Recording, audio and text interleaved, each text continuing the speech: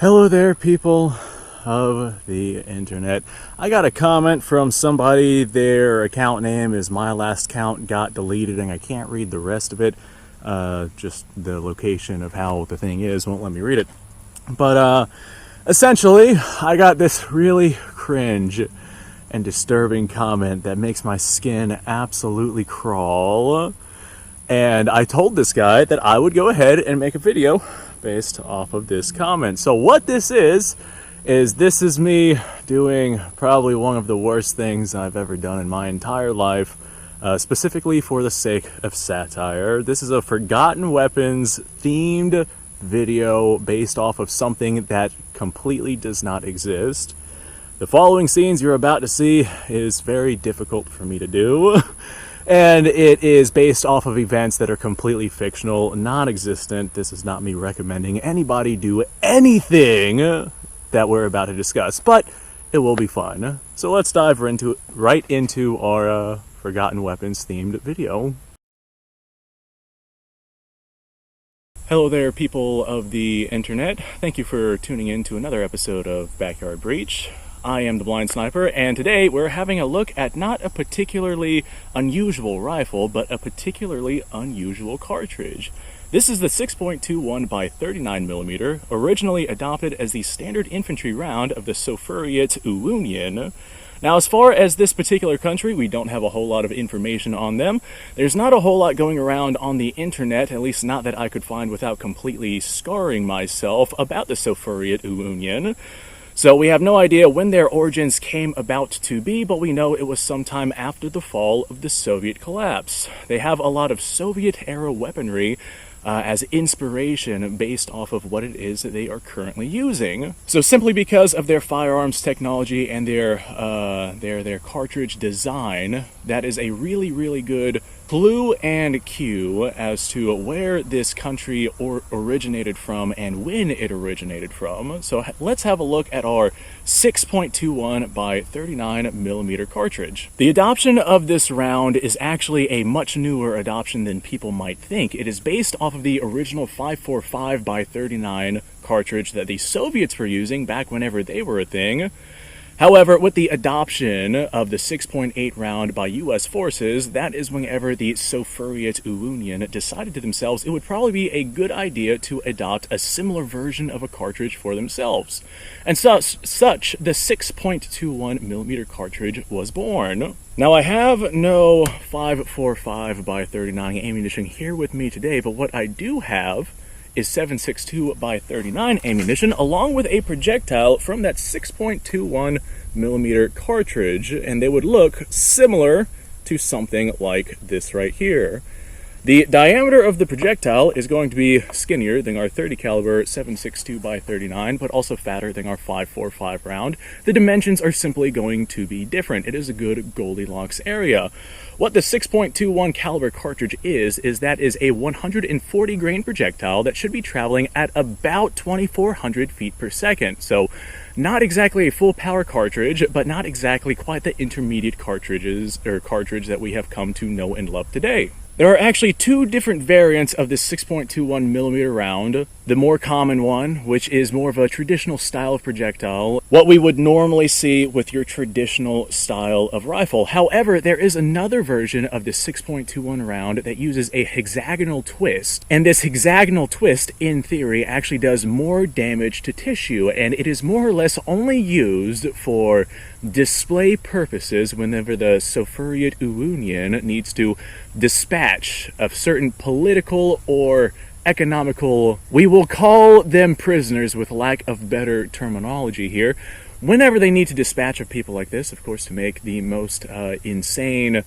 demonstration possible. Using that hexagonal twist 6.21 round is going to be the better application than simply poking a hole through someone like the 6.21 traditional round would do. I actually have a list here that was given to me by previous informants, letting me know the types of people that these hexagonal twist cartridges have been used on so far. We have political traders, maps, zoophiles, Twitter users, TikTok users, anti-furs, and those who say the painting The bite of '07 is cringe. I do not know what that means. What that means. That must be something specifically relating to something going on with the Sofuriot UwUion. The round was created shortly after the invasion of Ponistan, another country I have no idea of the origins about, and it was tested on Brony POWs. Good for you guys. It first saw combat in Tiktokistan in 2018, so we have ourselves a particular time period, against American Marines and Tiktanistan rebels, and it proved to be quite effective. The Sofuriot UwUion also played around utilizing poison tips on their 6.21mm round, as a direct result of the mythological ideals of the 5.45 round being a poison bullet. However, the Sofuriot UwUion took this very literally and actually poisoned their projectiles with monosodium glutamate.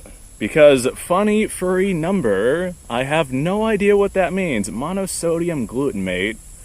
Alright, let's break this down some. Monosodium, 1 sodium, okay, I understand now. I shouldn't put this on the internet. This was added to the long list of war crimes that the Sofuriot UwUion would have to contend with.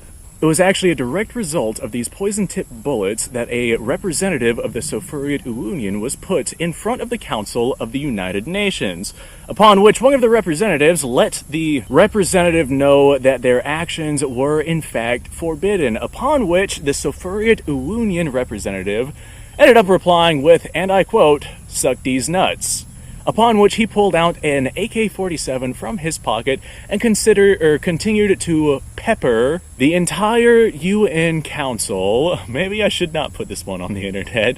There are various other cartridges that came about based off of this particular design. Of course, they are much newer cartridges that I do not currently have my hand on, so I am unable to really show or represent them. However, based off of the old Soviet style of firearms that these are chambered in, and the Soviet style of parent cartridges that these cartridges are going to be based off of, we can make pretty good assumptions as to the capabilities and ideals of where these cartridges will in fact go. The 9.26 by 54 Sofuriot UwUion cartridge is one of these adaptations based off of the 7.62 by 54 rimmed Soviet cartridge, along with the 9.26 by 39 round, which I imagine would be a subsonic round. I do not have access to the velocities of these particular cartridges. They are still in the development state. We also have a 9.26 by 18 cartridge, which I imagine would be incredibly similar to the 9 by 19 cartridge that we see used in very much modern context today. And the 6.21 by 25 cartridge, which again I imagine would be incredibly similar to the 7.62 Tokarev, which is once again a Soviet round, so we can make very fair assumptions as to the types of rifles and firearms that these various cartridges are going to be chambered in, considering that the Sofuriot UwUion seems to chamber all of these cartridges in Soviet-style weapons. Of course, the information presented here is not necessarily going to be the most accurate, simply because the information that we have available to us is incredibly limited, because these cartridges are not tested. Many of them are still in prototype stages, and many of them likely won't even see the field.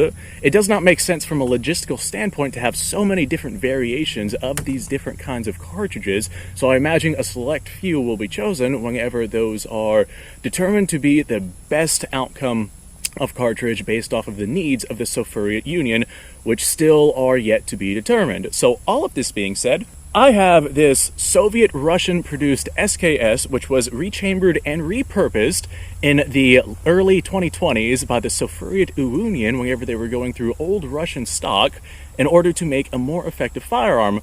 And we have this particular one chambered in 6.21 by 39mm, which I do not currently have, but I will have shortly. And once I have that ammunition, we are going to go ahead and send a couple of rounds downrange to get a feel for it and see what the effective nature of this cartridge actually is. So stay tuned for that. So now we are out here on the range with our rechambered SKS variant rifle with our 6.21mm cartridge.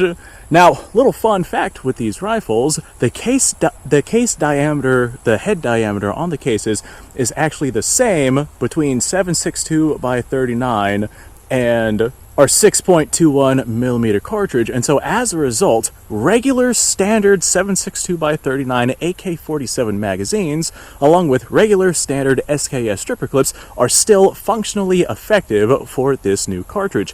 The only difference being we necked down from 7.62 to a 6.21mm round. Now, of course, the 7.62 rounds are going to be 123-ish grain, and these are 140 grain 6.21mm cases, well, projectiles, and so as a result, they are going to be longer projectiles inside of that case. However, it seems to work incredibly effectively. Let's go ahead and send a couple of rounds downrange, and we'll compare this SKS in this new chambering to a regular 7.62 by 39 SKS. We will compare recoil and we will compare effectiveness.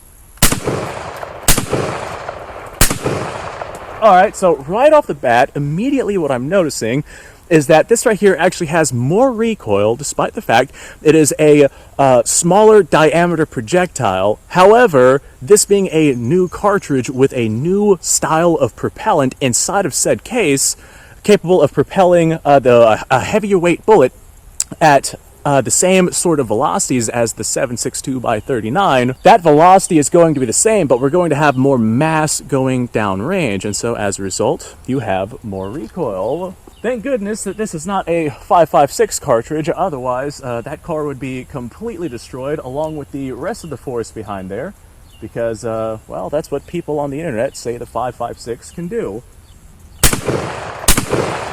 Normally, this rifle would hold 10 rounds of this ammunition, though we only had 5 because it is a very unusual to find ammunition. So all of this being said, I imagine that this would be quite effective out at long ranges, much more so than your 7.62 by 39 would be able to, simply because we have a heavier projectile, and so that means that you are going to hold more velocity with that extra mass out at farther ranges. It is going approximately the same speed, so that means we're going to have the same sort of bullet drop. But besides that, we are going to have more mass, so it's going to retain that velocity better than the lighter weight 7.62 by 39. It's also going to be pushed around less because that projectile is thinner, and so it has less surface area. All of this being said, let's go ahead and go back in, and we are going to disassemble this SKS rifle, and I'm going to show you just how minimal the changes are between this rifle and a previously existing SKS. The Sofuriot UwUion did very, very little whenever they altered these rifles for a new cartridge. So here we have our converted SKS, and this right here actually burns at the same pressures that 7.62 by 39 is going to operate on. So the gas system is actually identical between this SKS and a regular standard SKS, so we won't delve into the actual gas system itself.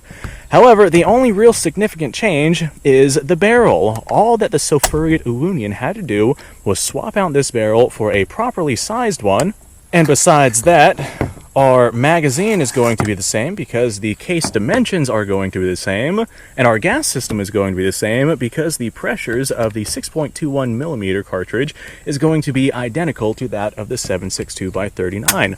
It is a rather ingenious cartridge that operates identically off of the same sort of system as our 7.62 by 39, the only difference being it is a different caliber and effective out to longer ranges. So besides that, everything inside the SKS is going to be exactly the same, other than our brand spanking new barrel. Now, the Sofuriot UwUion did not change any markings on any of the rifles, nor did they change any of the proof markings on any of the rifles. However, they have been known to severely and heavily customize their rifles to their own liking. There appears to be no standard of customization whenever it comes to their own personal firearms. However, it tends to stem normally towards furry stickers and whatnot, which I do not currently have on this particular rifle because I refuse to put that on there even for this gag video. So hopefully you guys learned a little bit of everything about the 6.21mm cartridge. Personally, I think it is a fantastic idea, much more effective round than both 5.45 and 7.62x39. Effective out at some pretty significant distances. It has good power and good velocity using modern cartridges, and it operates very similarly to 7.62x39, and so as a result, many 7.62x39 rifles are able to run this particular cartridge. It is very, very, very simple to convert simply the barrel without needing to change any other sort of dimensions, including gas systems and magazines. I think that as far as cartridge conversions go, this right here was one of the more ingenious ones. Now, the engineers at the Sofuriot UwUion clearly have some incredibly ingenious ideas. However, their politicians seem to not necessarily be all that incredible. I think that is the case with many politicians to this day. Anyway, hopefully you guys enjoyed the video. Thank you ever so much for watching. I do hope that you learned something about our 6.21mm cartridge, and it will be interesting to see how this branch of evolution develops whenever it comes to the future of cartridge technology. We see the United States doing it, we've seen various other countries doing it as well, and now we see the ever-elusive Sofuriot UwUion doing it themselves. So, all of this being said, down in the description you will find a link to many, many, many things. Go ahead, like, subscribe, and share. Description, link to all sorts of stuff. Go ahead and go check that out. You guys go off, have yourself a fantastic day, and of course, thanks for watching.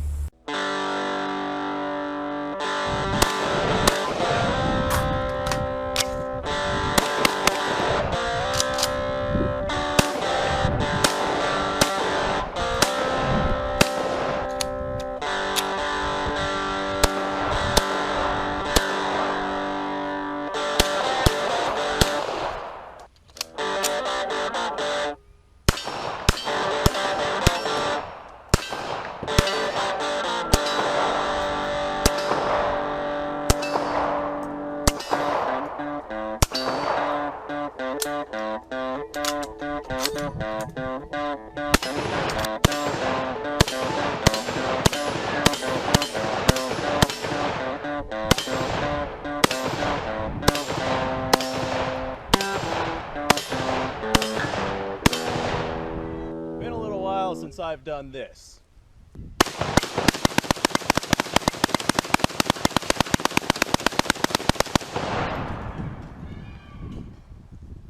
Bonnie and Clyde be damned. The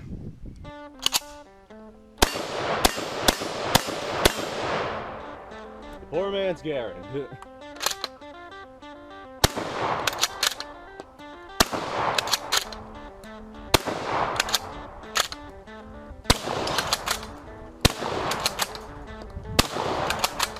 It's a shame that bolt-action shotguns aren't more mainstream.